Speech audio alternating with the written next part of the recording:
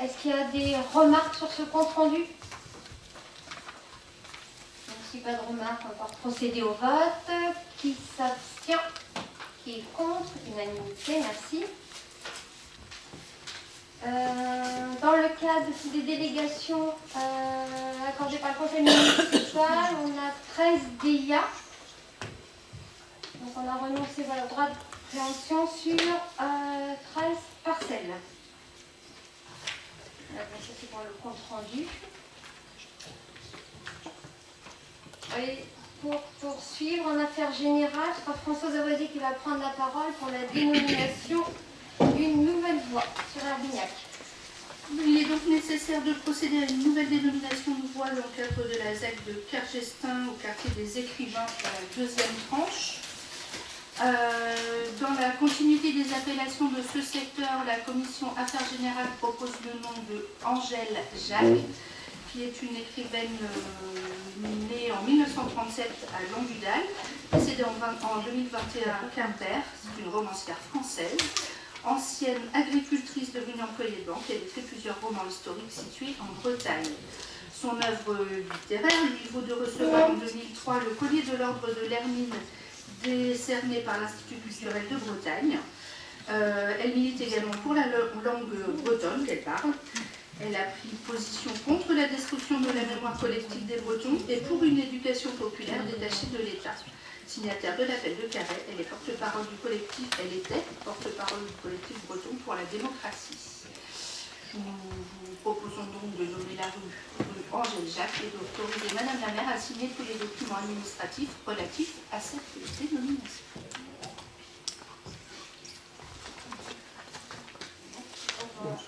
Vous avez le plan.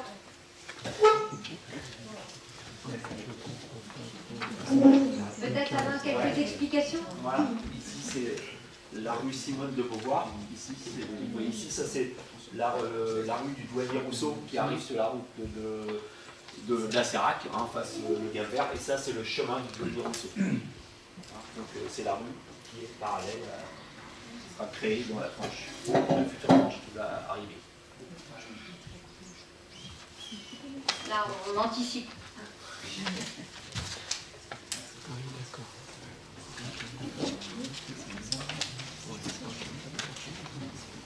C'est bon pour tout le monde. Donc, on peut passer au vote. Qui s'abstient? Qui est contre?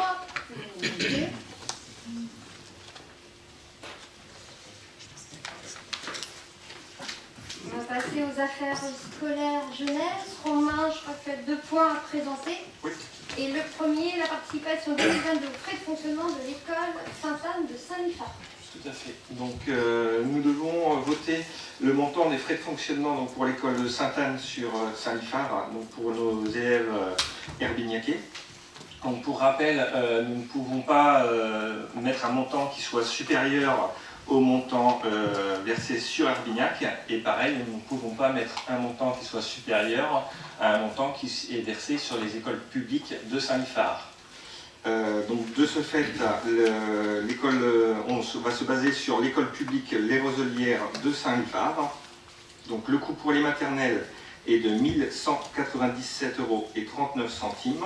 Et le coût pour les élèves scolarisés en élémentaire est de 381,61 €. Il y a 16 enfants en maternelle et il y a 29 enfants en élémentaire. Donc, il vous est proposé de valider cette délibération. Merci Romain. Qui s'abstient? Qui est contre? Unanimité.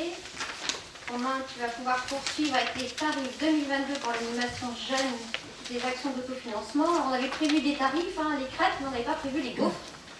Donc il faut déterminer chaque prix, donc on y retourne.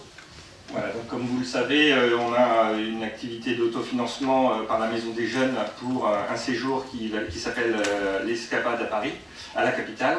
Donc on a déjà voté plusieurs tranches de financement et là nous devrons rajouter 2 tranches. Et donc on va partir sur un terme plus générique qui va s'appeler confiserie à 1,50 € Et on rajoute aussi les donations volontaires. Si jamais des gens souhaitaient abonder un peu plus, on aura la possibilité comme ça de le faire passer. Voilà les 2 lignes qu'on souhaite rajouter. Ouais, il faut qu'on parte sur des termes plus généraux Pour éviter de le faire à chaque fois. Ouais. Je pense que ça s'appelle pas de remarques. Voilà. Donc qui s'abstient, qui est contre, unanimité. Merci. Romain, je crois que tu en as fini. On va pouvoir passer maintenant à un point aménagement territoire urbanisme avec la vente des 2 logements à Pompa pour un petit rectificatif qui concerne le numéro de parcelle. Et je vais laisser la parole à Alain. Voilà. Merci Christine pour le plan.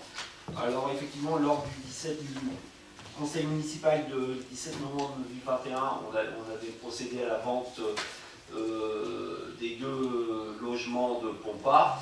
Ce qui a été fait là, c'est, je vais vous montrer, c'est on a fait repasser un géomètre pour recadastrer, parce que la parcelle comprenait la parcelle anciennement 279 et 278, donc on l'a cadastré comme ceci, pour vendre cette partie-là. Et vous allez demander le petit triangle. Là, c'est quelque chose qui est inaccessible au bout du logement ici, pas du logement, c'est du hangar. Et donc, les gens ne pouvaient pas, on peut y accéder que par la parcelle communale. Donc, on l'a détaché et on la remettra dans celle de la commune. Donc, voilà pourquoi on a fait ce détachement. Maintenant, la parcelle va s'appeler 278, anciennement 150. Et donc, voilà, ce sera ce qui va pouvoir être fait et ce qui va être passé lors de la vente des terrains qui va avoir lieu très rapidement, fin juin, normalement les signatures. Avez-vous des questions sur...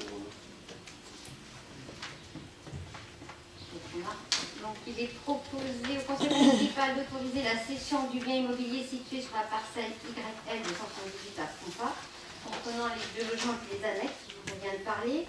De préciser que cette cession sera finalisée au prix ferme de 300 000 € net, vendeur, et de me mandater ou M. Alain Fournier à signer pour le compte de la commune l'acte de vente dès fin juin avec toutes les pièces rapportant à cette affaire. Qui s'abstient? Qui est contre? Unanimité. Alain, tu vas pouvoir poursuivre avec le groupement de commandes, notamment pour la fourniture d'énergie et les questions du CIDELA. Voilà. Donc, déjà, nous sommes adhérents au CIDELA. Le CIDELA, c'est le syndicat d'énergie de Loire-Atlantique, pour bien préciser. Et donc, il y avait déjà, alors, depuis le 1er juillet 2007, le marché de l'énergie est ouvert à la concurrence. Et donc, le CIDELA avait créé un groupement de commandes pour acheter l'énergie au meilleur prix, avec toutes les communes qui sont adhérentes au CIDELA. Donc là, le marché va être à renouveler, et donc le marché débutera le 1er juillet 2023 pour le gaz naturel, parce que le CIDELA fait aussi de l'électricité, mais aussi le gaz naturel. Donc le 1er juillet 2023 pour le gaz naturel, au 1er janvier 2024. Donc nous, on n'était pas tellement pressés parce que nos marchés publics arrêtaient au 31/12/2023 pour l'électricité et au 36/2023 pour le gaz. Mais on va les renouveler, le CIDELA nous propose de le renouveler complètement pour 4 ans. Donc, enfin mutualisé. Donc on souhaite adhérer au groupement de commandes permanent pour le CIDELA. Donc voilà, si on peut baisser un petit peu, Christine. Donc pour espérer avoir le meilleur prix du kilowattheure élec et gaz. Donc nous sommes une commune adhérente au CIDELA et nous sommes dans le premier cas parce que là du coup le CIDELA nous prendra 0,010 centimes d'euros pour pouvoir faire cette passation entre nous. Et nous sommes une commune reversant 100% de la TCFE, c'est la taxe finale sur l'électricité. Donc c'est ce que payent tous les habitants d'Herbignac. Donc c'est une somme conséquente, mais nous faisons partie de cette catégorie de communes. Et même chose pour le gaz, donc avec un autre prix. Donc l'idée est là de passer commande auprès du CEDA pour le renouvellement de ce marché pour avoir le meilleur prix sur les énergies. Comme on sait qu'actuellement c'est plutôt quelque chose qui va plutôt à la hausse, essayer de se regrouper pour avoir le meilleur prix possible de l'énergie et aussi des contrats sur les abonnements. Donc voilà, est-ce que vous avez des questions par rapport à ça?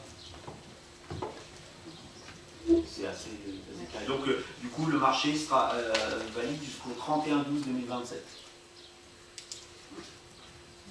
pour les deux énergies. Donc, il est proposé au conseil municipal d'approuver la dissolution des groupements de commandes précédents auxquels la commune avait adhéré, d'adhérer au groupement de commandes pour la passation et l'exécution d'un marché public d'achat de fourniture d'énergie, de m'autoriser à signer la convention consécutive d'un groupement de commandes, et puis d'autoriser aussi le représentant du coordonnateur à signer tous les actes nécessaires à la passation et l'exécution de ces marchés correspondants issus du groupement de commandes pour laquelle adhère donc la commune d'Herbignac. Est-ce qu'il y a des abstentions? Vote contre, unanimité.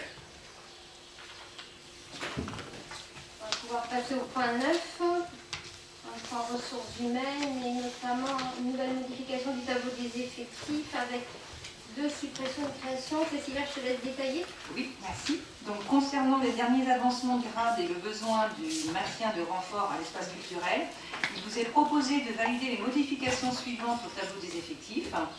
Donc, il y a suppression de 2 postes, donc au pôle Solidarité Petite Enfance, qui est à un temps complet, suite à un avancement de grade. Un poste en suppression aussi pour le pôle Éducation, Enfance, Jeunesse, qui est à 31 heures pour un avancement de grade, et la prolongation du renfort pour l'espace culturel, donc qui sera jusqu'au 27 mars 2023 sur un temps complet. Donc il vous est proposé d'approuver les modifications, de rappeler que les crédits correspondants ont été inscrits au budget, et d'autoriser Madame la maire ou son représentant à accomplir toutes les formalités nécessaires à l'exécution de la présente délibération.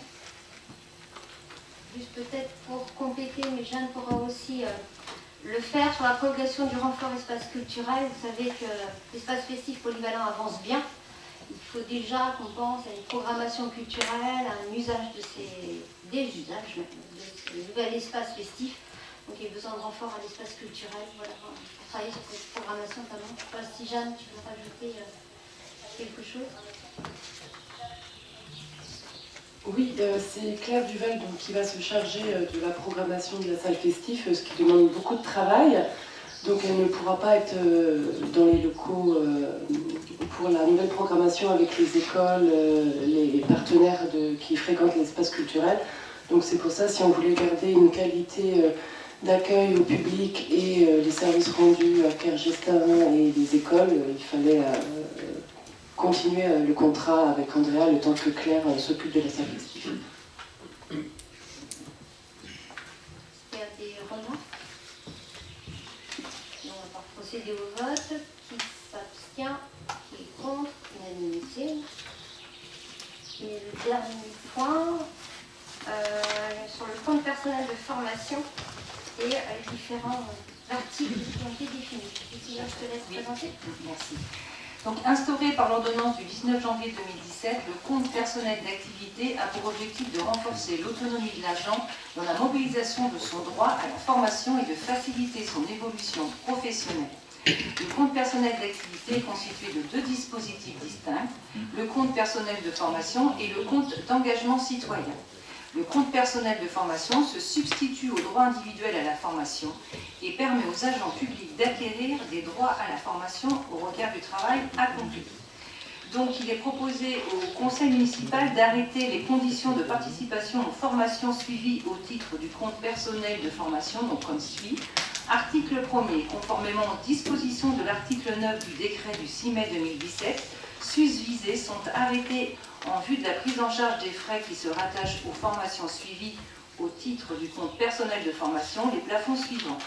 Prise en charge des frais pédagogiques, 2 000 € maximum par action de formation et par agent, dans la limite d'une enveloppe budgétaire annuelle de 5 000 €. Prise en charge des frais occasionnés par les déplacements, les frais occasionnés par les déplacements des agents lors des formations suivies au titre du CPF ne sont pas prises en charge. Les frais seront à la charge de l'agent. Article 2. En cas de constat d'absence de suivi de toute ou partie de la formation sans motif légitime, l'agent doit rembourser les frais engagés par la collectivité. Article 3.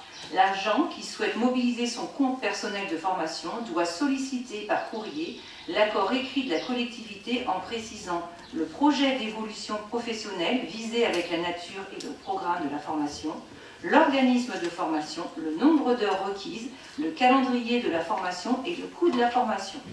Préalablement, l'agent peut bénéficier d'un accompagnement personnalisé afin d'élaborer son projet professionnel et identifier les actions nécessaires à sa mise en œuvre auprès d'un conseiller en évolution professionnelle.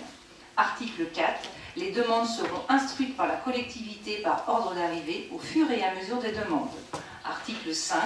Les actions de formation suivantes seront prioritairement accordées au titre du CPF. Les actions de formation visant à prévenir une situation d'inaptitude à l'exercice des fonctions, la validation des acquis d'expérience, la préparation au concours et examens, possibilité de compléter d'autres priorités. Le bénéfice des formations relevant du socle de connaissances et de compétences, comprenant notamment la communication en français, les règles de calcul et de raisonnement mathématique, est de droit pour les agents qui en font la demande. Le suivi de cette formation pouvant néanmoins être reporté à l'année suivante pour nécessité de service. Article 6. La décision de la collectivité sera communiquée à l'agent dans un délai de 2 mois suivant le dépôt de sa demande. En cas de refus, ce dernier lui sera motivé. Article 7. Les modalités définies ci-dessus prendront effet après transmission au service de l'État et publicité. Merci Cécilia. Donc il est proposé au conseil municipal d'arrêter les conditions, Cécilia vient de les définir à travers les articles, conditions de participation en formation suivie au titre du compte personnel de formation. Qui s'abstient et contre, unanimité. On a évoqué tous les points du conseil, il reste des questions diverses. Moi, j'ai différentes informations à vous donner. Et peut-être un point important sur les travaux du boulevard de Brière, et puis peut-être enchaîner Alain sur ce qui va se passer aussi dans notre centre-ville. Alors, par rapport à ce boulevard de Brière, les choses ont bien avancé, même très bien avancé. Hein. Pour rappel, les travaux ont commencé le 23 avril, alors engendrant évidemment tous les aléas qu'on a pu vivre, même s'il faut relativiser les choses depuis un petit moment, avec l'installation notamment de l'alternat sur cette RD 774. Depuis le démarrage des travaux, donc la commune d'Herbignac, LADCLA, donc Loire-Atlantique Développement et puis l'entreprise Charrier, ont travaillé vraiment en concert pour réduire ce temps de travaux, enfin cette signalétique, ce feu alternat sur le boulevard de Brière. Et des solutions ont pu être trouvées. L'entreprise Charrier, qui est également titulaire des travaux qui se passent de chaque côté de ce boulevard, va pouvoir terminer ses travaux en travaillant sur l'espace privé et donc libérer à nouveau ce boulevard de Brière. Vous avez vu, un giratoire est créé, c'est fait. Ainsi, je crois que toutes les bordures ont été, tout est fait aussi. Les ondes douces également. Les ondes douces aussi. Donc maintenant, ils peuvent travailler sur terrain privé de chaque côté, et ce qui va nous permettre de gagner plus d'1 mois et demi sur le calendrier de départ. Et donc, dans les bonnes nouvelles, les feux alternants, on appelle ça comme ça, vont être retirés vendredi soir 17 juin. Et donc la circulation sur la RD 774 va retrouver son flux habituel. Ce sera la réouverture de l'anneau central du giratoire avenue de la Monnerie, tout en bas de la mairie. On pourra aller directement vers la chapelle ou regagner la Roche-Bernard directement. Ça va être le retrait de toute la signalétique qui a été mise aussi en amont. Alors il y avait Guérande, Saint-Liphard, la Roche-Bernard, de chaque côté. Par le département, ça va être fait aujourd'hui et demain. À partir d'aujourd'hui, et demain, sur 2 jours. Voilà, mais ça a vraiment été revu avec le département. Ce qui restera en place, tout n'est pas terminé. Le tronçon de la RD 33, donc vers la route de la Chapelle, restera en sens unique.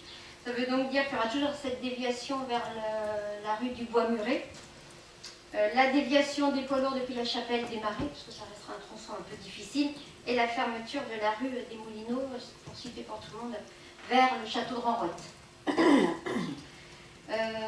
Voilà ce qu'on peut dire. Christelle, non, mais juste une petite précision, c'est que pour les RD 33, les travaux étaient prévus de finir le 7 août et se termineront le 31 juillet.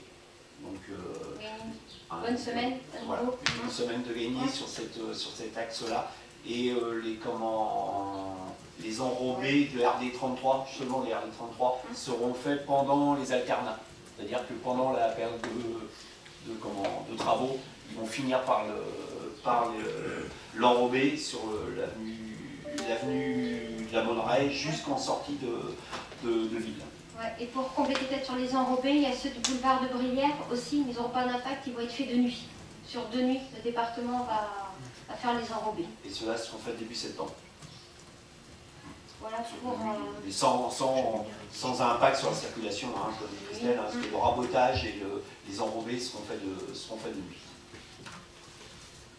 Voilà pour ce qui concernait le boulevard de Brière à la ville de la Monneraie. Le centre-ville, maintenant peut-être Alain, je te laisse compléter. Christine, est-ce que vous pouvez afficher? J'ai peut-être oublié quand même de remercier l'entreprise Charrier, ouais. parce qu'on a vraiment travaillé de concert avec eux, ils ont vraiment fait des efforts pour réduire les délais. Les ouvriers sur le chantier ont aussi, de toute façon peut-être pas bien chose, mais plus cher aussi.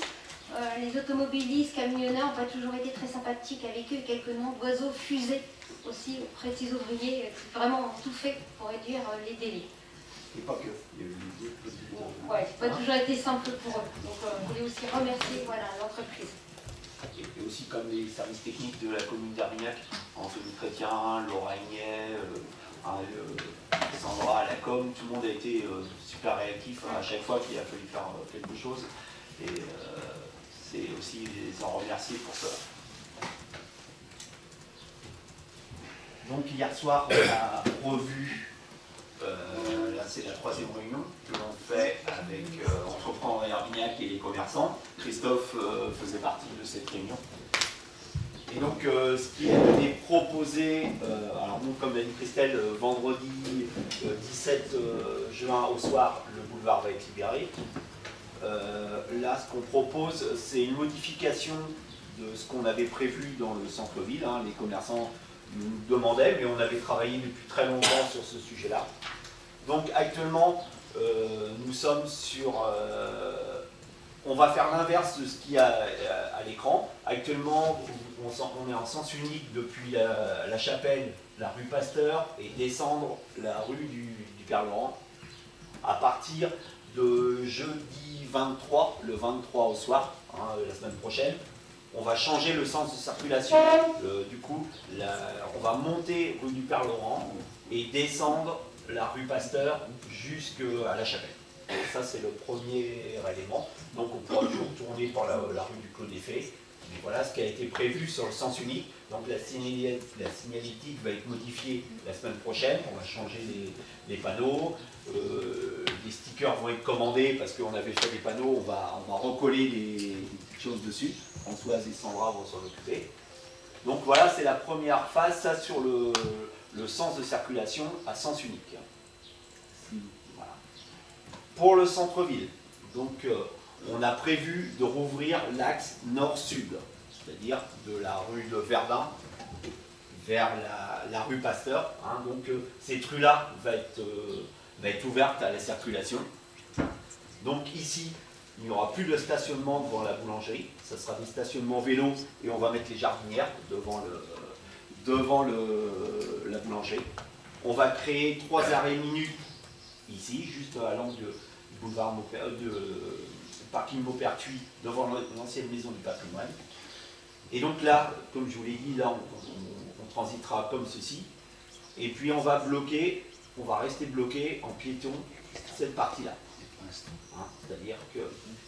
Donc hier soir, ça a été proposé aux commerçants qui l'ont accepté et qui ont...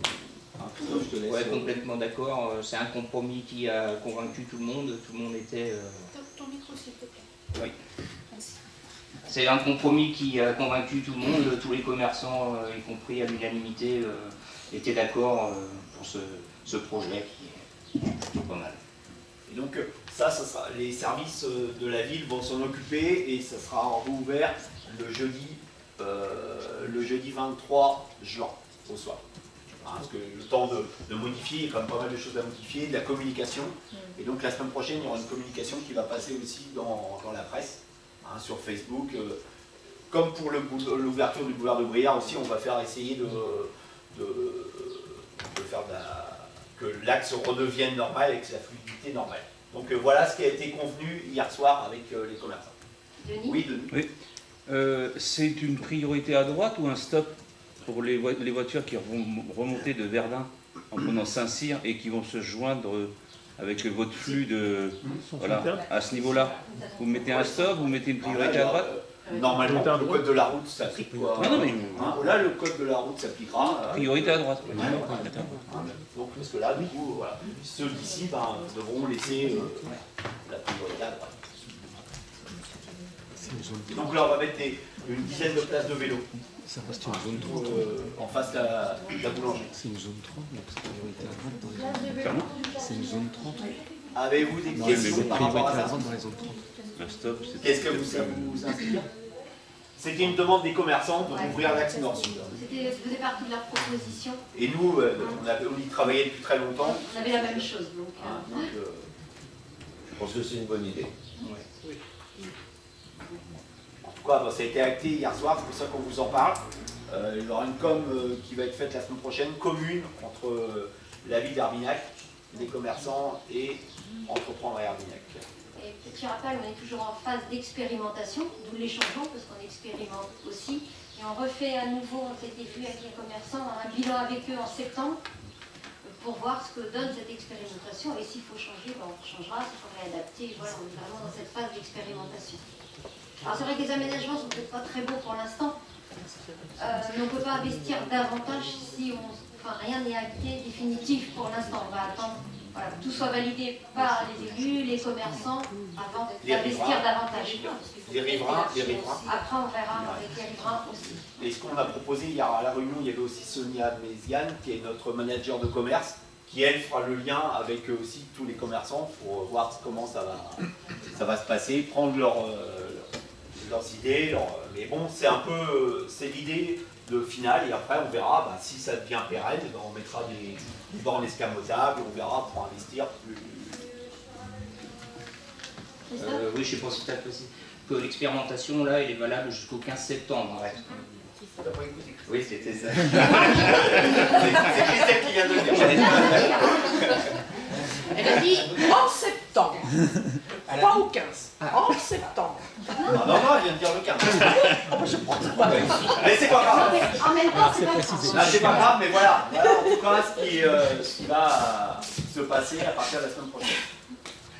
Donc quand même deux bonnes nouvelles, le boulevard plus... Les dernières minutes, ça compense les places. Voilà. Oui, parce que là tout le monde était d'accord, commerçants comme ici c'est trop dangereux et que quelqu'un est mal garé, du coup là ça bloque la circulation dans le centre-ville. Et donc mettre les places de vélo, je pense que ça sera tout à fait... Et puis autre précision, là sur le sens unique, on va dédier une place aux liaisons douces également. Et donc on fera de la peinture avec des pictogrammes au sol. Alors donc là on va se laisser passer l'été parce que là c'est difficile, mais après la rentrée on va faire des pictogrammes au sol avec une couleur sans toucher au trottoir, mais en adaptant une liaison pour les liaisons douces sur la voie. Voilà. Merci Alain. Est-ce qu'il y a d'autres remarques? Oui, Carly?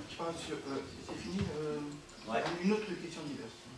J'en avais d'autres, mais tu peux Non, mais glisser entre deux si tu veux. Non, moi c'était simplement une question en ce qui concerne les envois de mails pour les conseils municipaux. En fait, y a-t-il un petit problème puisqu'on nous envoie des mails comme quoi le conseil est annulé? Et j'ai fait la remarque à Angélique qui J'en ai reçu 2 quand même. Alors j'ai tout de suite réagi au niveau d'Angélique et elle m'a dit que non, pas du tout. Alors je reçois des mails, le conseil municipal annulé. Oui, moi aussi j'ai reçu. C'était celui du 14 septembre. Oui. Non, moi c'était 14 septembre. Oui, c'était celui Elle a aussi envoyé un mail à tout le conseil municipal en s'excusant de son erreur et en précisant qu'il n'y avait pas d'annulation. Non, mais c'était juste parce que s'il y a des petits problèmes, voilà. Je crois que c'est une erreur de manipulation, tout simplement, ce qui peut arriver. C'était pour le 14 septembre. L'erreur est humaine. Non, il y avait la date. C'était envoyé, c'était 18h30 et on est passé à 19h. Mais moi j'ai rien envoyé. Il y a eu plein de petites choses comme ça qui sont... Oui, c'est marqué Christelle, c'est vrai. Il faut mettre un peu de changement. Alors, peut-être, je verrai avec elle, mais peut-être que justement, elle a fait des invitations à 18h30, elle s'est trompée, et du coup, elle a annulé pour faire les 19h, et donc c'est surpris de mettre, c'est pas possible. Oui, mais comme c'était pas explicité, donc... Oui, on fait des annulations. Ouais, c'est ça. Bon, donc il y a bien conseil, 14 septembre à 19h. Elle a bien envoyé un mail pour Et puis, une interrogation, étant élu depuis 2004, je m'étonne quand même du nombre important de petits conseils. Ce soir, c'en est un exemple encore, puisqu'on n'a pas eu les questions diverses, on finissait à 19h15. Ça fait pas mal de conseils à, on va dire, une dizaine de points. Et est-ce que c'est normal? Est-ce qu'il y a des prises de décision qui sont faites à Cap, qui sont faites à... Puisque c'est vraiment assez... Je me dis, moi, c'est pas mon habitude, ça n'a pas été mon habitude depuis 2004, alors je m'étonne. Alors on ne te cache rien, je te rassure, il n'y a pas de souci. Non, tous les points sont inscrits, qui doivent demander une délibération, sont bien inscrits, il n'y a rien de... Non, c'est de particulier. vous l'avez constaté, je pense tous, on a quand même des petits conseils depuis 4 ou 5 fois. Alors c'est effectivement des livres plutôt, mais... Je te rassure, on va avoir des grands qui vont arriver. Il y a eu quand même le budget qui était quand même quelque chose d'assez... Oui, on a eu des conseils avec 30 points. Oui, mais il y a longtemps. Les prochains vont... Ah ouais, d'accord. Bon, bah, ok, pour continuer, moi je voulais aussi évoquer l'alerte qu'on a par rapport à la canicule. Il fait un peu chaud, et surtout il va faire très chaud, parce que là on a eu un message de la préfecture qui annonce jusqu'à vendredi, jusqu'à 40 degrés pour vendredi. Donc je profite de ce conseil pour signaler qu'il existe un registre en mairie, donc n'hésitez pas à faire passer l'information. Toutes les personnes vulnérables peuvent s'inscrire sur un registre en mairie et la mairie se charge de les contacter régulièrement, d'apporter de l'aide s'il y a besoin. Bon, on a la chance d'avoir un service d'aide à domicile géré directement par la commune, donc il y a déjà contact avec les personnes fragiles, plus âgées. Mais n'hésitez pas à alerter si vous avez connaissance d'une situation. Et Sandra va travailler sur une communication à travers les réseaux sociaux, mais aussi notre panneau lumineux, voilà, pour être alerté sur tout ce qui peut être fait dans le cadre de cette canicule. Voilà pour les quelques éléments. Et j'en avais un dernier. Vous savez, nous avions fait lors d'un conseil, je ne sais plus quel c'était, mais un don à l'Ukraine. Voilà. Et on a eu un retour de l'organisme qui s'appelait FACECO, je ne sais pas si vous vous souvenez, qui est un organisme géré par l'État directement, sur les aides qui ont été apportées. Et les communes ont été plus que généreuses. Donc il y a une aide directement à l'Ukraine, une aide médicale, une aide aussi tout ce qui est recherche, sauvetage de victimes, sécurité électrique, des abris d'urgence, l'alimentaire pour plus de 5 millions à 5,6 millions. Et c'était complété aussi par une aide pour la Moldavie, puisqu'il y avait pas mal de déplacés ukrainiens qui avaient trouvé refuge en Moldavie, en Pologne et en Slovaquie. Et je n'ai pas refait le total, mais un peu plus d'1,5 million, et on arrive à une aide de 6,7 millions des collectivités. Voilà, et alors après j'ai toutes les photos, je ne vais pas tout vous détailler, mais les collectivités ont été généreuses, elles sont citées, voilà, entre les EPCI et puis les communes. Voilà, le soutien de la France a été important. Si vous voulez, on peut vous l'envoyer. Voilà. aussi. On peut en avoir un exemplaire. Bon, ouais, envoyer par mail à chaque Ou par conseiller. mail. On va pouvoir envoyer, voilà. Bon, voilà pour les points divers. Peut-être Maël, d'autres points? Oui, deux choses. La première chose, vous avez peut-être vu que dans le centre étaient affichés les 11 clichés sélectionnés du concours Herbignac, c'est Ports et Marais. Pour rappel, c'est environ 30 participants pour 130 photos. Et donc, parmi ces 130 photos, 11 ont été sélectionnées par un jury d'élus, dont beaucoup d'entre vous faisaient partie. Cette exposition a été inaugurée samedi dernier au Port du Prince du Coin. Et donc, les photos seront exposées pendant tout l'été. Une boîte de vote va être bientôt installée sur le parvis Charles Moreau. Et donc, chaque spectateur de cette exposition photo sera invité à sélectionner son cliché, sa photo préférée. La remise des lots aura lieu, elle aussi, au Port du Prince du Coin, le 10 septembre, voilà, le samedi 10 septembre. Donc, je vous invite à aller découvrir, pour ceux qui ne les ont pas vus encore, les 11 clichés et voter pour votre photo préférée. Très chouette photo, je trouve. Un autre rappel, je vous rappelle qu'actuellement a lieu la période de vote sur les fabriques à projets, donc sur le budget participatif. 9 projets ont été sélectionnés dans un peu tous les domaines, déposés par des habitants d'Herbignac de tous âges. Voilà, je rappelle à l'Assemblée, au public et puis à ceux qui nous regarderaient, que donc tous les habitants d'Herbignac sont invités à voter pour leurs 3 projets préférés, en les ordonnant, que le vote peut se faire sous format papier en mairie, au centre culturel, mais il peut aussi se faire en format numérique depuis le site de la mairie. Le site de la mairie sur lequel vous pouvez aussi découvrir bien sûr les 9 projets sélectionnés. Donc je vous invite à aller choisir ce que la collectivité mettra en place avec les porteurs de projets suite au vote. Et puis c'est tout. Merci Maël. Christophe? Oui, j'ai été interpellé par plusieurs personnes. Cela concerne les choucas. Je suis désolé, mais apparemment, est-ce qu'il y a une campagne de quelque chose à faire pour remédier à ça? Alors on apporte une réponse, les services techniques ont apporté une réponse et je suis renseignée. En fait, le problème du chouca, c'est que c'est une espèce protégée. Bah oui. Donc la lutte est compliquée.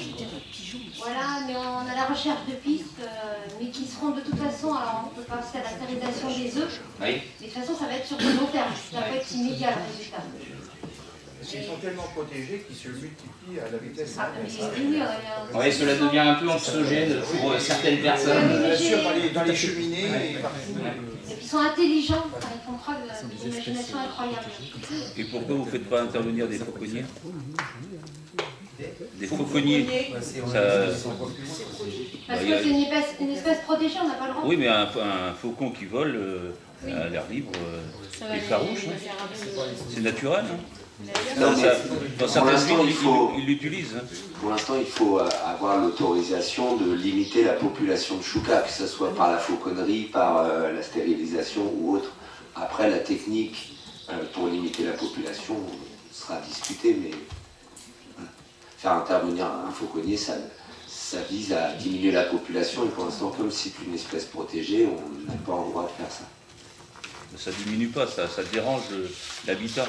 Et ça donne, c'est vrai, un stress à l'oiseau. Mais c'est utilisé dans contre nombreux invasifs. Ils vont voir plus loin. C'est pas un invasif là, c'est une espèce protégée. Il est quand même invasif parce que... Il n'est pas considéré comme... Sinon, ça serait beaucoup plus facile d'intervenir. Il y a aussi beaucoup de pigeons.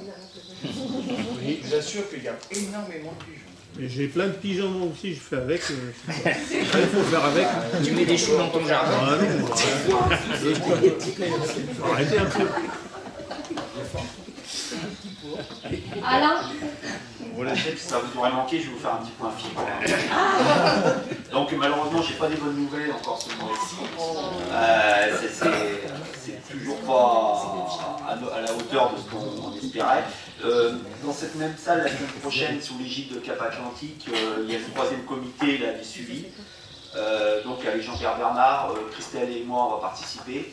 Et donc on va interpeller encore une fois l'opérateur Orange sur le manquement à son objectif de prise sur la commune d'Herbignac. Et donc c'est jeudi prochain, donc on vous fera un retour, on va les alerter, même si on le fait régulièrement, hein, ça nous prend beaucoup d'énergie, mais là du coup Jean-Pierre Bernard a refait un courrier à Orange en tant que vice-président à Cap. Il y a un vrai problème sur le déploiement de la fibre. Mais voilà, on a peu d'explications. On vous en donnera plus la semaine prochaine. On fera un petit retour de cette réunion. Je suis désolé, mais c'est vraiment quelque chose qui est complètement hors sol, quoi. Ouais, quel levier. Quel levier. Alors le phénomène, comme j'ai dit une fois, c'est qu'on a très peu de leviers parce qu'ils font ça sur leur fonds perso. C'est-à-dire que c'est pas subventionné par l'État. Donc voilà, ils font un peu ce qu'ils veulent. Et la sanction est difficile. La sanction est très difficile à mettre en place. Hein, on est alerté par multiples canaux. Pour le moment, on n'est pas... Donc ce mois-ci, on a 50 prises, alors qu'on devrait en avoir 500 ou 300, au moins un minimum 300. Donc c'est pas du tout à la hauteur. Donc on vous reposera ces questions-là la semaine prochaine à ce comité de suivi. On reprend de vos prochains épisodes. Je vous en parlerai encore au prochain conseil municipal. Bah oui, j'espère bientôt plus vous en parler, hein, mais j'ai encore un peu des doutes. Arnaud? Oui, bah, pour revenir là-dessus, alors ce que je veux dire, c'est un peu délicat parce que, bien évidemment, je ne citerai pas mes sources, mais pour connaître quelqu'un qui travaille dans les hauts bureaux chez Orange, visiblement, c'est pas quelque chose qui les inquiète. Enfin, je veux dire, c'est pas leur truc, quoi. Ils ne sont pas leur préoccupation première, ils sont plus focalisés sur la 5G en l'occurrence, et la fibre, sincèrement, c'est pas... Bon, visiblement, ils en ont pas, c'est pas leur truc premier. Ah, ouais, je suis d'accord avec toi, Arnaud, je partage. Non, je partage complètement. Alors, par contre, ce qu'il faut se dire, c'est que les infrastructures, ils sont en train de les faire quand même. Là, les prix ne sont pas là, mais ils sont en train de passer les autoroutes de la fibre. Donc, mais effectivement, c'est pas dans leur scope actuel. Ils préfèrent aller sur effectivement la 5G. Entre-temps, la 5G s'est développée, donc ils ont mis à minima, ils ont des problèmes avec leurs prestataires, ils ont des problèmes... donc, je souscris complètement à ce que tu as dit, hein, c'est exactement, ça va dans le même sens que ce que l'on pense. Hein. Malheureusement. Est-ce qu'il reste... Qu'est-ce qu'on dit? Jeanne? Oui. Alors, je vais vous parler de quelques animations qui ont débuté aujourd'hui. On était avec le Conseil des Sages et l'espace culturel sur le marché ce matin pour le lancement du Book Crossing. On a libéré une quarantaine de livres dans le centre-ville d'Herbignac. Ils seront protégés avec des sachets transparents. Toute personne qui les rencontre peuvent les lire sur place ou les emmener à la maison ou les garder. Voilà, on demande à chacun peut-être de refaire un petit retour à l'espace culturel de ce qu'ils en pensent, de ce jeu et du livre qu'ils ont lu. Donc c'est jusqu'au 28 août. Il y a le jeu de piste, donc vous allez pouvoir retirer les kits à la mairie et à l'espace culturel. C'est ouvert à tous les Herbignacais, aux vacanciers, aux communes alentours, tous ceux qui veulent connaître la commune d'Herbignac.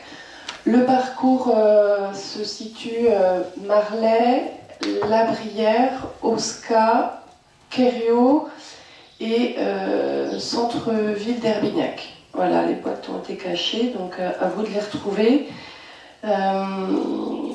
Il n'y a pas d'âge, on peut commencer tout jeune, en famille, entre amis, entre collègues dans les entreprises aussi. Hein. On a eu des groupes au niveau des entreprises. Les photos sont affichées autour du centre culturel.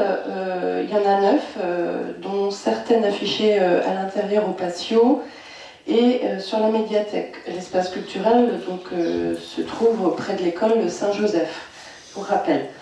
Parce que c'est pas très connu non plus au niveau... on nous pose souvent la question de l'espace culturel. Voilà, c'est juste une information près de l'école Saint-Joseph. Mais on travaille dessus pour donner une meilleure orientation. Oui, non, on a quand même des retours. Mais c'est fléché partout. Non, mais c'est des retours d'habitants et même des gens extérieurs. Ouais, patio, quand on parle du patio. Voilà, du patio. Et on dit plus souvent médiathèque. Quand on faut en parler, il faut dire médiathèque parce que sinon, espace culturel. Ah, il y a un espace culturel. C'est des retours que je fais de personnes qui viennent sur Herbignac. C'est pour ça d'ailleurs que Marie-Renée, on travaille sur les dénominations des lieux. D'accord, mais bon, jusqu'ici, je n'avais pas entendu parler beaucoup de personnes qui demandaient. Ah, si, on a des retours, c'est pour ça. C'est pour ça. Mais bon, c'est plus. Voilà, c'est pour ça que je le dis. Non, puis c'est fléché, donc c'est pour ça que. Oui, mais des fois on peut dire des choses partout et des gens n'ont pas forcément l'information. C'est pour ça que je voulais le redire. Voilà. Je t'en ai pas entendu beaucoup. Oui, oui, tout à fait. Ensuite, sur la dernière activité que je vais vous parler ce soir, c'est sur l'animation proposée par la mairie d'Herbignac sur Festivité qui aura lieu sur le Pré Grasseur, donc le 9 juillet. Ça commencera à partir de 14h. De 14h à 18h, de nombreuses activités de plein air, comme laser tag, waterball, promenade à poney, bateau pop-pop, atelier scélographe, stand maquillage, des structures gonflables, des segways, initiation à la pêche, balade comptée et bien d'autres. Vous aurez les informations avec des flyers, c'est marqué sur le site d'Herbignac. Des animations vont être proposées par la Maison des Jeunes également. Un petit train au départ de l'espace culturel vous emmènera toutes les 15 minutes au Pré Grasseur, ce qui permet aussi de stationner autour du centre-ville et de prendre le petit train pour aller aux animations. De 18h à 22h, concert avec les Red Shoes, et tenu par les associations l'après-midi et le soir. Restauration rapide sur place. Vous pouvez venir avec votre pique-nique. Il y aura des tables pour que vous puissiez manger sur place. Et à partir de 22h30, cinéma en plein air. Donc prévoyez votre assise et votre plaid.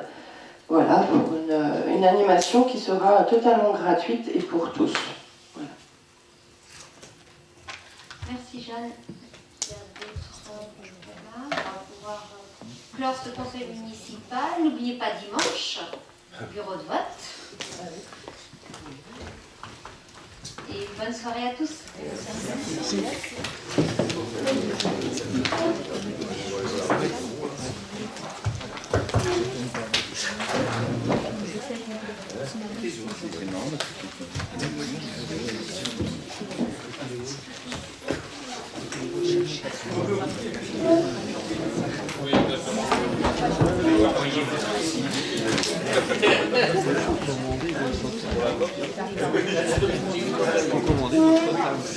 Non, c'est parce que les gens ils se desservent, c'est prévu qu'on passe à 30. Les places, elles étaient. C'est bien d'être à Sandra, on arrivait bien aussi. Parce que les gens ils se desservent. Normalement, les chaises elles sont à touche.